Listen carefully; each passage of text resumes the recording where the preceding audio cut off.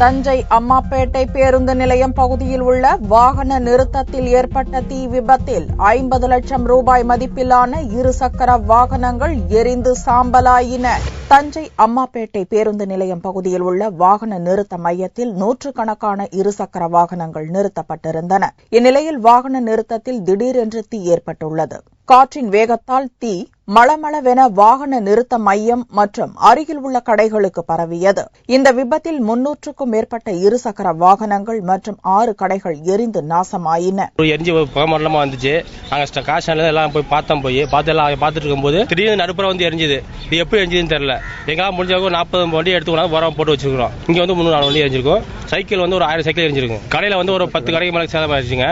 அவங்க ஷோரூம் சாக்கு மளிகை ஜாமான் பொருள் எல்லாமே காலி ஆயிடுச்சு. நீடாமங்கலம், பாபநாசம், தஞ்சை ஆகிய பகுதிகளிலிருந்து வந்த தீயணைப்பு வீரர்கள் தீ மேலும் பரவாமல் அணைத்தனர். விபத்து நடந்த இடத்தை மாவட்ட கலெக்டர் பாஸ்கரன், பாபநாசம் தொகுதி MLA துரைக்கண்ணு ஆகியோர் நேரில் சென்று பார்வையிட்டனர்.